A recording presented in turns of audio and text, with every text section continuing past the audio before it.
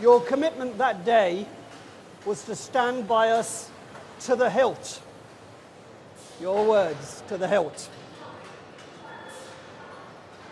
And I'm delighted to be able to signal today that those words have been turned into a tariff deal with North America, with the US of A, which is significantly goes towards what we need as a company. It creates the certainty that we need to continue to invest going forward. Not only for JLR, but actually for the whole automotive industry in the UK. In the last hour, I've witnessed your discussion with President Trump, where you finalized that deal.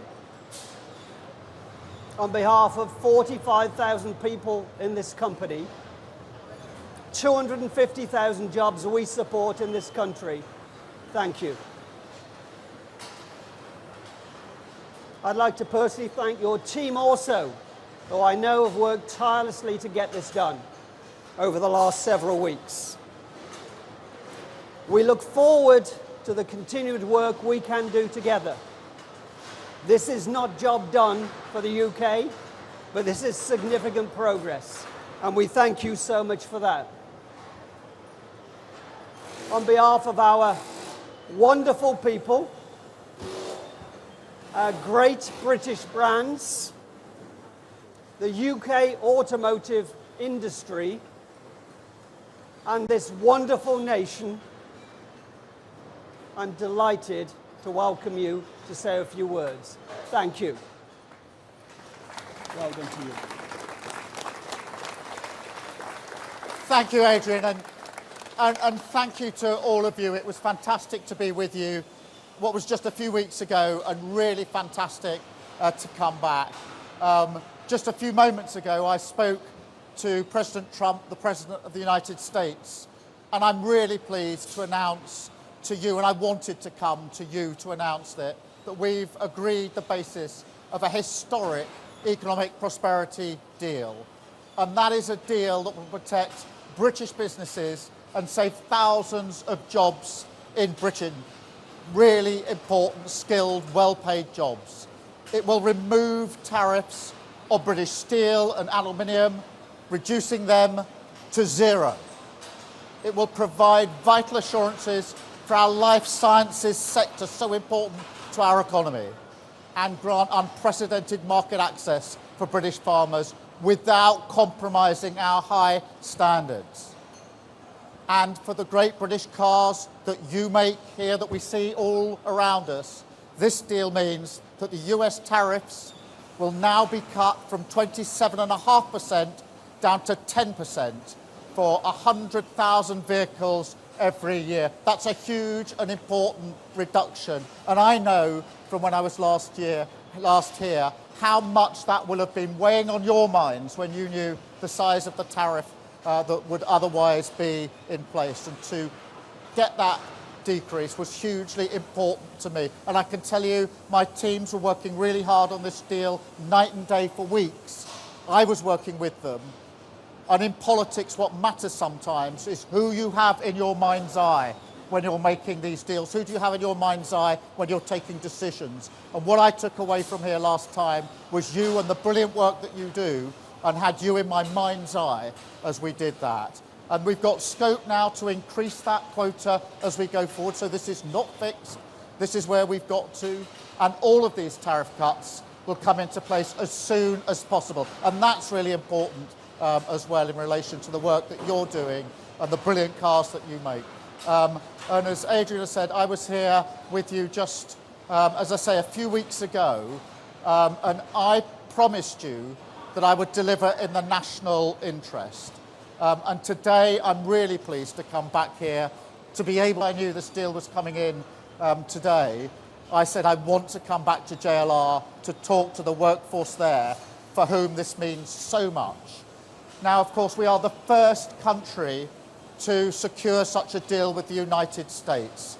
And in an era of global insecurity and instability, that is so important. The great challenge of our age is to secure and to renew Britain. And that is what we're going to do. Acting in the national interest, shaping this new era, not being shaped by it. If it's not good for Britain, we won't do it.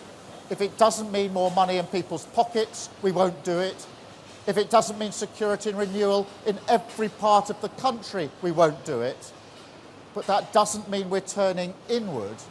Instead, we're sending a message to the world that Britain is open for business, seeking trade agreements with India on Tuesday, with the US today, and working to boost trade with other partners too, including, of course, the EU, with whom we have a really important meeting just a week on Monday, making deals that will benefit working people. And you know, in recent years, an idea has taken hold that you somehow show your strength by rejecting your allies, that you shut the door, put the phone down, storm off. I've had plenty of people urging me to do that, rather than stay in the room and fight for the interests of our country. And I want to be absolutely crystal clear, that is not how this government operates. It's never how we will operate. We don't storm off, we stay in the room and we negotiate and we work for our country with the national interest at the foremost of our mind. Because the other way of working doesn't deliver the benefits that working people need. So I also want to be clear, this is just the start. With the deal we've done today, we can say jobs saved, jobs won, not job done, because we're more ambitious for what the UK and the US can do together. So we're hammering out further details to reduce barriers to trade with the United States across the board. We have £1.5 trillion invested in each other's economies, creating 2.5 million jobs across both countries. And there are so many areas where I think we can do even more than that and put pounds in the pockets of working people across the United Kingdom. As the two biggest services exporters in the world, we will bring down barriers, creating jobs in our thriving sectors in Leeds, in Manchester, London, Birmingham. As the only two Western nations with trillion-dollar tech sectors, we'll go further to deepen the partnership in new technologies to shape the innovations of the next century together and create the jobs of the future. Because look, our history shows what we can achieve when we work together. And what timing for this deal, that we've agreed this deal on VE Day. 80 years ago today, Churchill was addressing the nation at the end of the Second World War, victory in Europe. And we were standing the United Kingdom with the United States on defence and security. And for 80 years, we've been the closest of partners. And today, we've added to that trade and the economy in the special relationship between us, defined by peace and economic prosperity. So it's fitting today that we renew the bond on the 80th anniversary of VE Day. I'm going to take some questions in a minute. Then I do want to spend some time with you because I know how important this is for you, and all of your work colleagues here, all of your families, who I know will have been worried about what is going to happen. Of course they're worried, they're proud of what you do, worried about what might have happened, but not just you and your families, but your communities and all the other jobs that depend on the work that you do here. You're iconic, we're proud of what you do, and when I promised you we would do whatever we needed to do to get to a position where we could ensure that your brilliant work continues and thrives in the future, I meant that. It was a promise made and a promise I always intended to deliver to you. And I'm trying to catch everybody's eyes because, as I say, in politics what matters is who are you thinking about, who have you got in your mind's eye when you're having those conversations, whether it's President Trump just now or last night halfway through the Arsenal game, or whether it's the teams negotiating as they've been over weeks and days, particularly intensely in current days. So thank you here for being with me today. I will try to talk to you some more in a minute, but please, through you, if I could extend that to all of your colleagues here. I know they'll be on different shifts, but I hope this will give them the well-earned boost that they absolutely deserve. I will now take questions from the media. I've got a list here. I think Chris, I've got you first. Thank you, Prime Minister. Chris Mason, BBC News. Prime Minister, this is a... Can you just a little bit louder, Yeah, Chris? sure. I'm so sorry. Prime Minister, this is a freeing up of trade conditions with America compared with where we were, but is it better than, say, 6 months ago, given, for instance, some tariffs are still there? Well, Chris, the question you should be asking is it better than where we were yesterday? And I think if you should come out when you finished asking me questions and talk to the workforce here, because what this does is to reduce to zero the tariffs on steel and aluminium. Look how important that is. Reduces massively from 27.5% to 10% the tariffs on the cars that we export. So important to JLR, actually to the sector generally, but JLR in particular, who sell so many cars into the American market, proudly do that. And of course, it also includes on pharmaceuticals some really important measures. Obviously, we don't have tariffs yet, but we've got within the deal significantly preferential treatment, whatever happens in the future. So this is hugely important for our pharmaceutical sector as well. In addition to that, we said we had red lines on standards, particularly in agriculture. We've kept to those standards. The SPS red line is a red line that's written into the agreement. And so I think if you put that package together, you can see that it's a significant step in the right direction for our country and our national interest, and for the very many thousands of jobs that will now be protected, saved and enhanced by the fact that we've done this deal. And I'm really proud we have. And I know people along the way were urging me to walk away, to descend in a different kind of relationship. We didn't. We did the hard yards. We stayed in the room. And I'm really pleased to say to the workforce here and through them to the country how important I think this deal is. Thank you, Chris. Robert, I'm coming to you next. Prime Minister, all the polling shows that the British people think an improved trade deal with the European Union is more important than a US trade deal. The British people are right, aren't they? Well, Robert, you're already minutes after this deal with the US still pushing me back to shouldn't we choose between the US and the EU? No is the answer to that question. I genuinely believe that we can have a good relationship and agreement with the US and a good relationship and a good agreement with the EU. That's why the red lines have been really important in the way that we've negotiated this.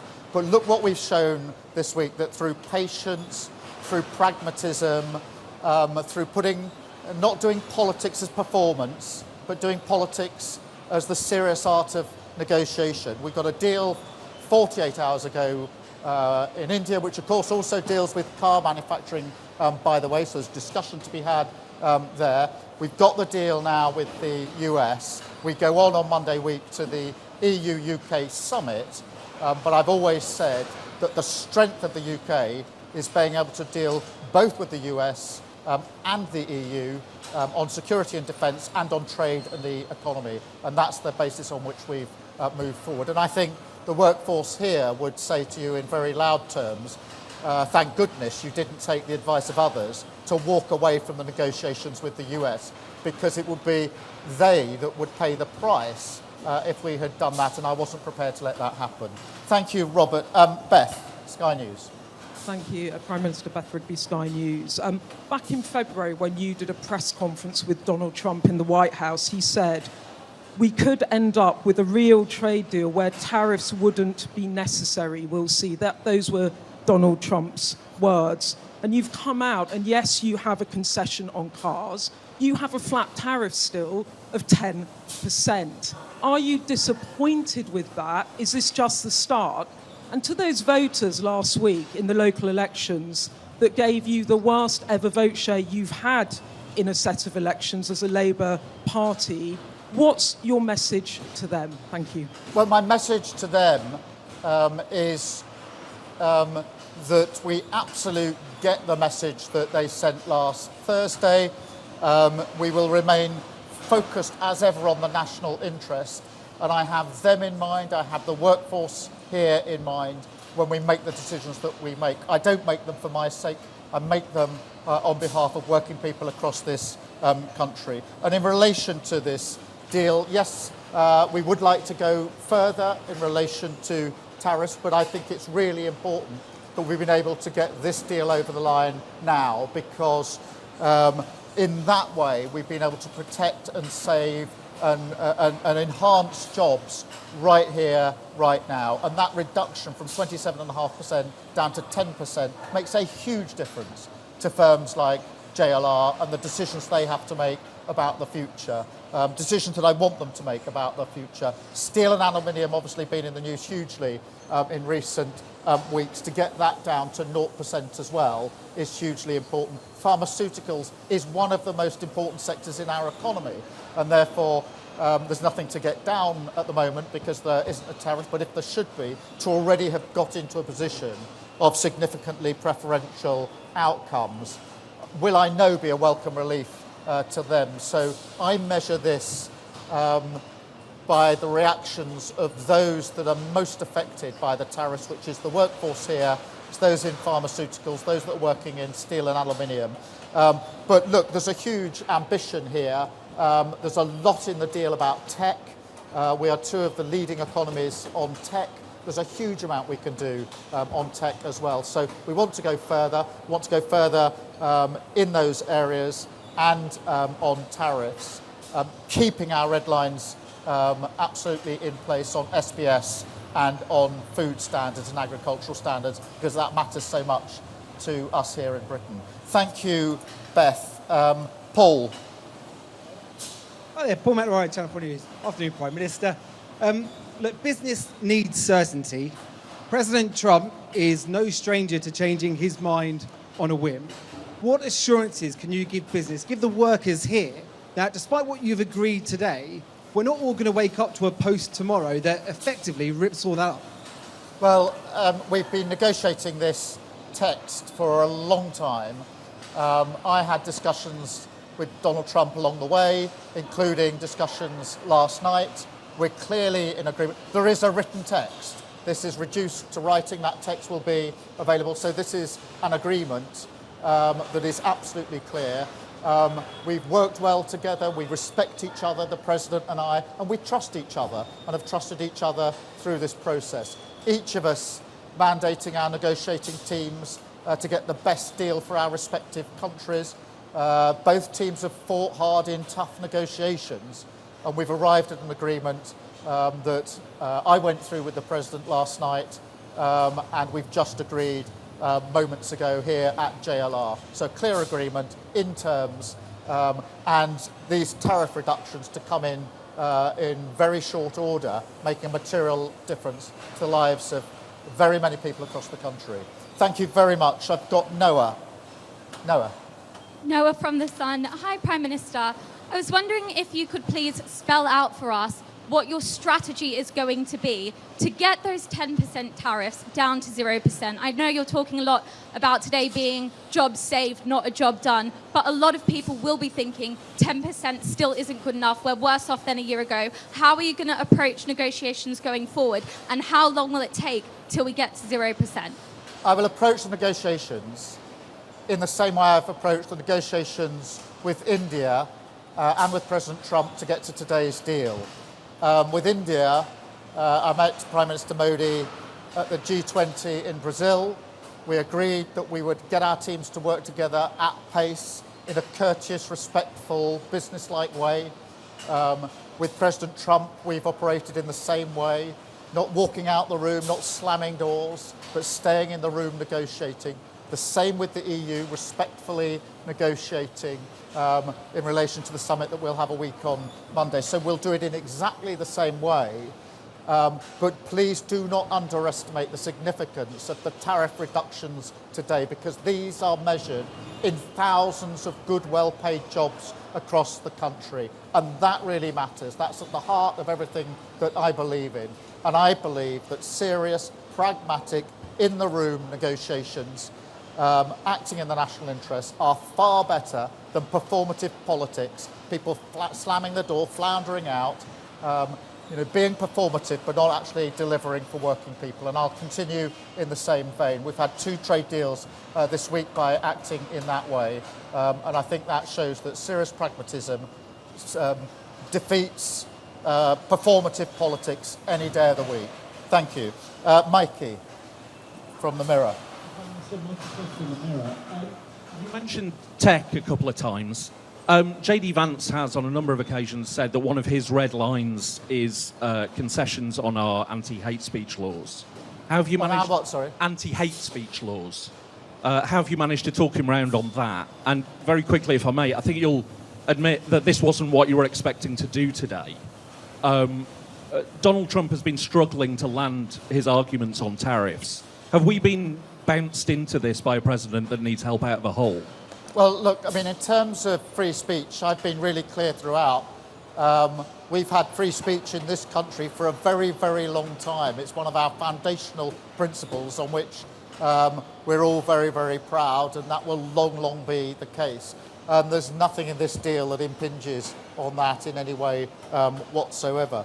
In relation to the timing of this, no, not at all. Our teams have been hard at work for weeks on end.